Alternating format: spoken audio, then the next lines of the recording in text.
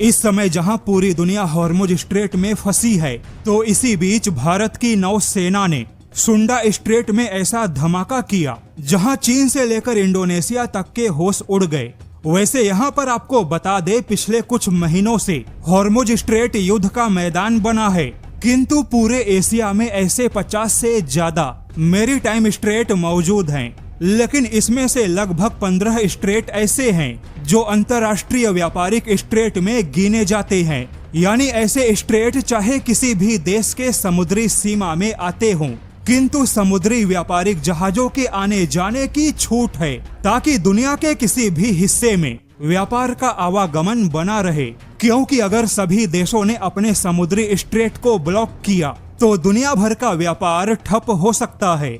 लेकिन जैसा कि ईरान ने हॉर्मुज स्ट्रेट को बंद किया, जो कि सीधे तौर पे अंतर्राष्ट्रीय कानून का उल्लंघन है, किंतु युद्ध में ऐसे कानून को कोई मानता ही नहीं। अब जैसा कि हॉर्मुज स्ट्रेट में युद्ध छिड़ा है, तो दुनिया के तमाम देश वैकल्पिक रास्तों की ओर जाने लगे। और ऐसे में सुंडा स्ट्रेट एक ऐसा समुद्री रास्ता है जहां भारत और चीन दोनों की नौसेना पहुंच गई। अब यहाँ पर आपको बता दे, सुंडा स्ट्रेट को बैकअप सी लेन टू मलक्का भी कहा जाता है, क्योंकि इसे मलक्का स्ट्रेट का वैकल्पिक रास्ता माना जाता है। और अब भारतीय नौसेना प्रमुख DK त्रिपाठी ने सुंडा स्ट्रेट को भारत का एरिया ऑफ इंटरेस्ट बताया। यानी अब यह सुंडा क्षेत्र भारत की प्राथमिकता में शामिल है, क्योंकि सुंडा स्ट्रेट को भारत के लिए पूर्वी एशिया का प्रवेश द्वार माना जाता है। अब देखा जाए तो ऐसा लगता है कि जब से हॉर्मुज स्ट्रेट ब्लॉक हुआ,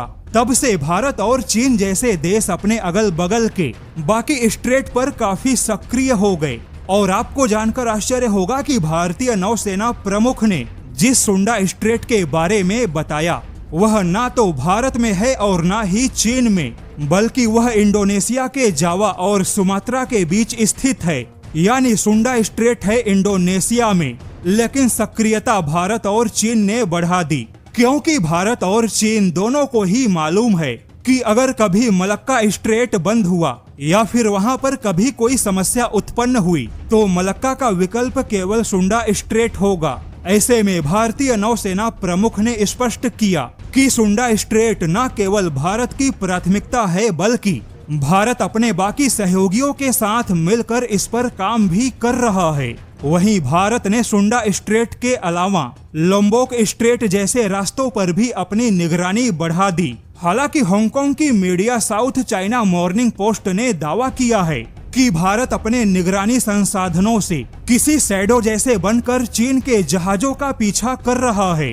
हांगकांग की मीडिया का दावा है कि भारत 24 घंटे सुंडा स्ट्रेट, लोम्बाक और मलक्का में निगरानी कर रहा है। वहीं चीनी मीडिया का दावा है कि भारत के P-8I पोसाइडन विमानों को हथियारों से लैस होकर उड़ान भरते देखा गया। हालांकि सामान्य तौर पे P-8I पोसाइडन निगरानी, जासूसी और सर्विलांस का ही काम करते हैं, किंतु हथियारों से लैस करके इन विमानों को निगरानी के लिए भेजना, यह दिखाता है कि भारत की नौसेना कितनी आक्रामक है। अब देखा जाए तो चाहे मलक्का हो या सुंडा स्ट्रेट हो, यहाँ पर भारत और चीन के बीच में सर्विलांस और मशीनों का साइलेंस युद्ध छिड़ चुका है, जहां भले ही किसी हथियारों का इस्तेमाल ना हो, किंतु जासूसी और सर्विलांस में कोई भी किसी से पीछे नहीं रहना चाहता। और ऐसे समुद्री रास्तों पे पकड़ मजबूत बनाए रखना भी किसी युद्ध के जीतने से कम नहीं है।